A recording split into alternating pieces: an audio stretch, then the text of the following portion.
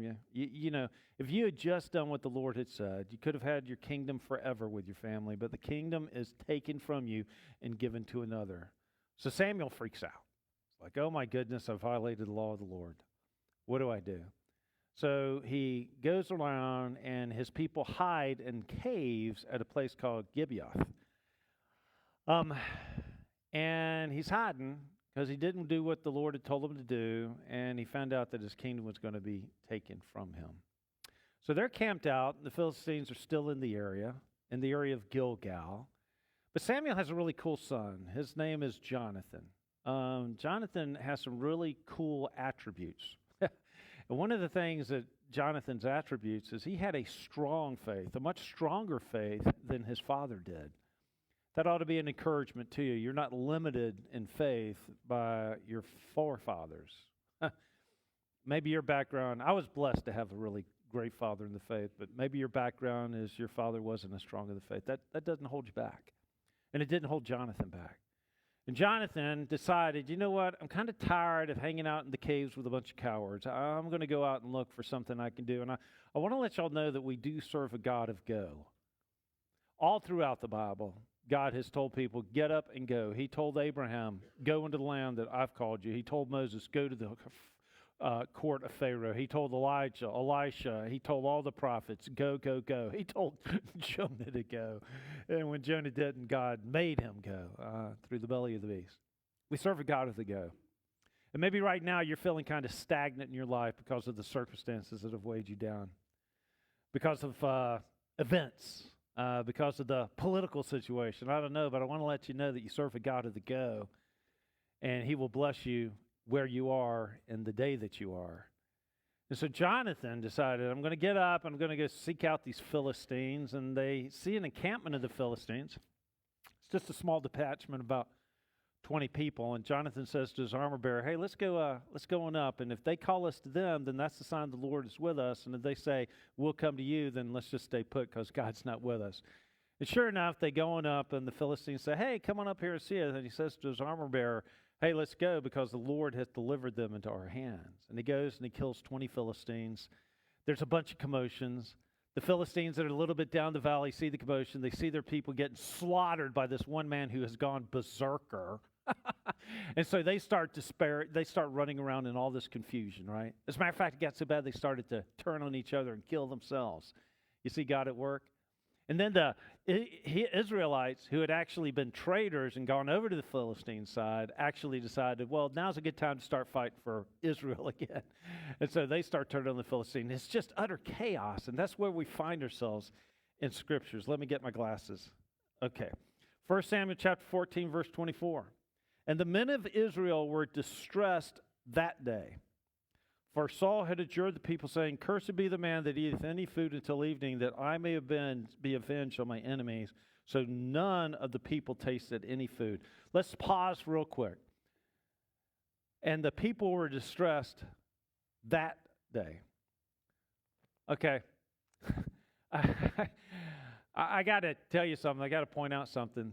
This is weird. Have you ever been next to somebody who's singing out of harmony? Or maybe you've been to your child's concert, the recital, and there's that one kid that plays the flute just so off key that it's like nails on a chalkboard. Y'all know what I'm saying? Was it just my kids that couldn't? Okay. And it's just like, And this verse is the flute at your kid's concert playing off key. This verse doesn't belong in the Bible. Because it says in the verse before, because I want you to notice, and the people were distressed that day. I want you to notice the verse before. So the Lord saved Israel that day, and the battle passed over them unto Beth Haven. So the Lord delivered them that day, and the people were distressed that day. It would make sense maybe if they were different days, but the same day that the Lord delivered them, they were distressed on that day. That makes absolutely no sense to me until I read a little bit further, because this falls at the feet of Saul, who was not a good king. He wasn't a godly king. Let's pick back up in verse 24. Cursed be the man, because Saul adjured his people. He's saying that he ordered his people. Cursed be any man that eateth any food until evening, that I may be avenged on mine enemies. So none of the people tasted any food. So what's going on here, kids? They were hungry, and they weren't allowed to eat. They were starving, and they were in a weakened condition because of a stupid oath that King Saul had put in. And I want you to notice the pronouns of what Saul had said. Cursed be any man that eateth anything until I am avenged of mine enemies. I and me. I am avenged of my enemies. Not God is avenged. Not God's people are avenged. It is all about me. Now, some of y'all lead companies. Some of y'all lead offices. Some of y'all lead families. Some of you lead friend groups. In some sense, all of y'all are leaders in the kingdom of God. Maybe it's just friends. Let me tell you something about leadership. It's not about you. It's never been about you. It's not about your precious little ego. It's not about your special little agenda. It's not about you. This is one of the things I love about the doctrines of grace, because it gives us a full view of even the greatest leader is totally depraved in the sight of a holy God. And Saul's agenda is not to advance the kingdom of Saul. Saul's agenda is to advance his own standing. And he sends his people down a ruinous path. So he says, cursed be the man that, and the people of Israel distressed that day far. This is because, this is the reason. Saul had adjured his people, saying, cursed be the man that eateth any food until evening, that I may be avenged on mine enemies. So none of the people tasted any of the food. And all they of the land came to a wood, and there was honey upon the ground. And when the people were coming to the wood, behold, the honey dropped, but no man put his hand to his mouth, for the people feared the oath. But Jonathan, and we're going to read through the verse 30, but Jonathan heard not what his father charged the people with the oath. Wherefore he putteth forth the end of his rod that it was in his hand, and dipped it into the honeycomb, and put his hand to his mouth, and his eyes were enlightened. In other words, he was refreshed. He felt good. He had some food. Then answered one of the people and said, thy father straitly charged the people with an oath, saying, cursed be the man that eateth any of this food today. And the people were faint. Then Jonathan said, my father hath troubled the land. See, I pray you, how mine eyes have been enlightened, because I tasted a little of this honey. How much more, if happily the people had eaten freely to the day of the spoil of their enemies which they found, and had there not been a much greater slaughter among the Philistines? So let me back it up, lay it out for the kids, not in the King James. So they're in this battle, right? They've been fighting all day long. They're tired. They're weak. Not that they are weak soldiers, but they are in a weakened condition because they weren't allowed to feast upon the spoils. Back then, one of the cool things about being in the army is you were allowed to keep the spoils of the people that you killed. And so if I'm fighting a Philistine and I slay the Philistine and they got some change in their pockets, I get to keep them. If they got Versace on their shoes, I get to take them. If they got the Ginsu knife for a sword, I get to take that sword. It's mine. That was one of the privileges of being a soldier fighting for the king. You could make some bank. And Saul had said, I don't want you eating anything. I don't want you doing anything, because the Philistines are on the run, and we're going to take them down. We're going to chase them down, and we're going to run them down, and we're going to kill them. This ends today. So it was all about Saul's agenda. He was forbidding them from what we would call the celebration. And I just want to pause, because this is a day that the Lord has made. Let us rejoice and be glad in it. Brothers and sisters, every day, no matter how bad it gets, is a day that the Lord has made. Every day is something that you can find something to celebrate. And if nothing is there, then you can celebrate your eternal state before a heavenly God who loves you so much, and you weren't worthy of it. If you got nothing else, you can celebrate that. And right here, and what Saul says is not so much the danger that he says. It's not the danger of discipline, it's the danger of deprivation. And there's a difference. Discipline is hey, I want to get down to 215, so I'm on the treadmill every day. I'm working. Here's the danger of deprivation. Oh, I'm going to lose 10 pounds. Therefore, I'm going to give up all sweets. I'm going to pull the skin off the bacon. I'm going to suck the yolk out of all the eggs. Life is going to taste bland. That's deprivation, and I cannot maintain deprivation. But so many of us like to deprive instead of being disciplined. It's the difference in the spiritual realm. It's when you start to define yourself by what you don't do as opposed to what you do. It's the danger of deprivation. We find it in churches sometimes when man-made rules are more important, and eventually they morph into something that God never commanded. Jesus talked about this when he talked to the Pharisees in Matthew chapter 15.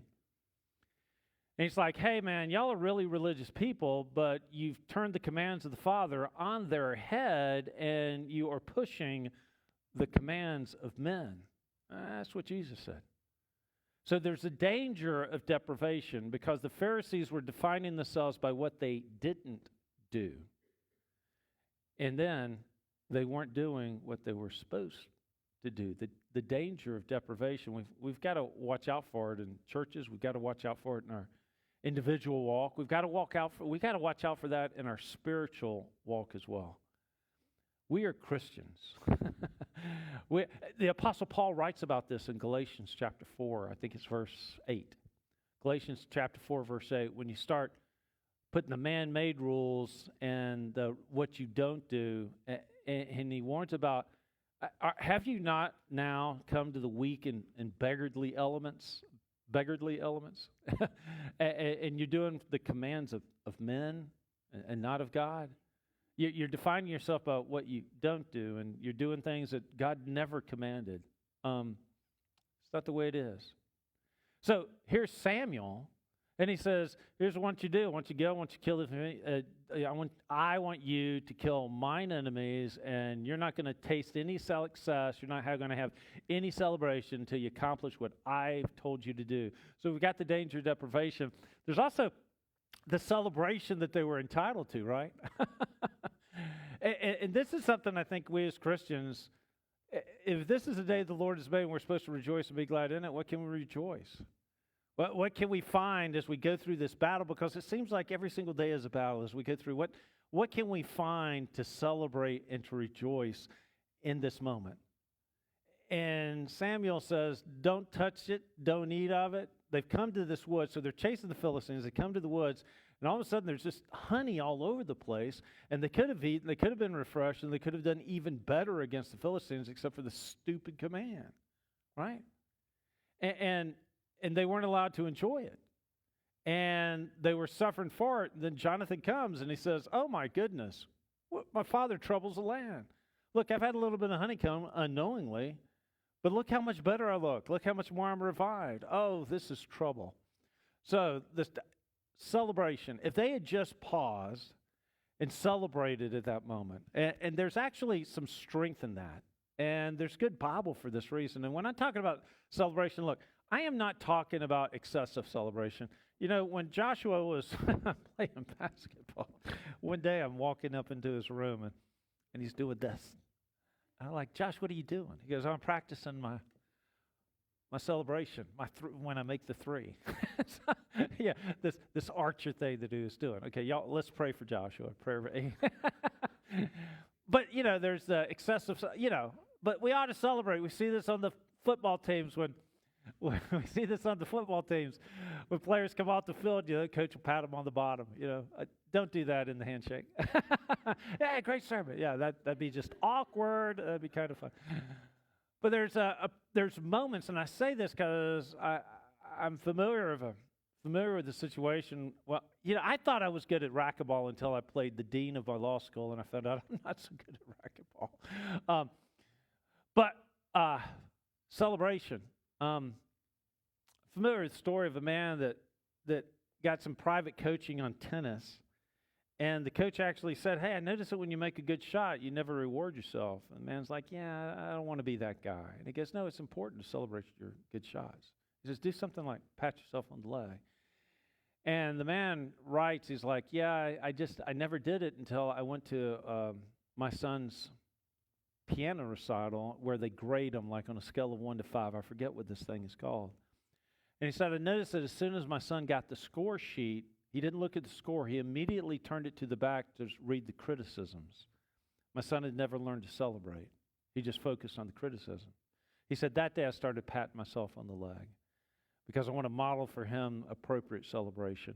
You know, we as Christians have that opportunity to model for an unbelieving world appropriate celebration, to model a lifestyle that is firm, to model for our family and our kids a lifestyle that reflects the faith that we have, that we serve a God of the impossible. So we got Bible for this, right? Because if we turn on over, let me get my glasses again. If we turn on over to Luke chapter 14, well, let me touch on a couple of other things real quick. Because Jonathan, when he made the decision to leave the caves and seek after the Philistines, I love Jonathan. And he made the decision to leave the caves and seek after the Philistines. That's why he won his skirmish, and that's why they were able to set the Philistines on the run. Jonathan was surrounded at this time with people who made excuses, and they had several, quote, legitimate reasons for staying stuck in a cave in defeat and despair and cowardness. The Philistines are too strong. We're running out. Oh, by the way, I forgot to tell you this.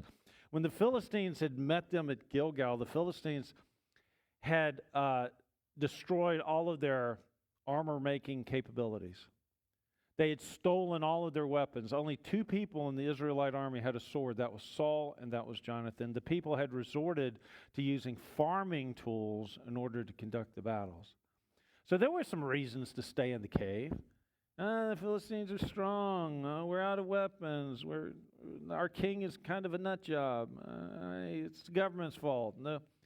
And nobody can deny that the Israelites were facing some enormous challenges, but what they forgot is they served a God of the impossible. And Jonathan did not just want to escape the caves of Gilgal. He wanted victory over the enemy. And just like with Jonathan, and Jonathan clearly states this in 14:10, the Lord, when he turned to his armor bearers, and he saw the sign, he turned to him, he said, the Lord has given them into our hands. In other words, we have the victory. We have the victory.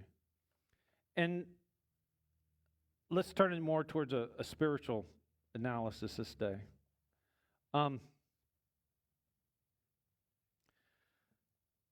Saul bound his people with an oath. Nobody eats until all my enemies are destroyed. And maybe we don't use that oath.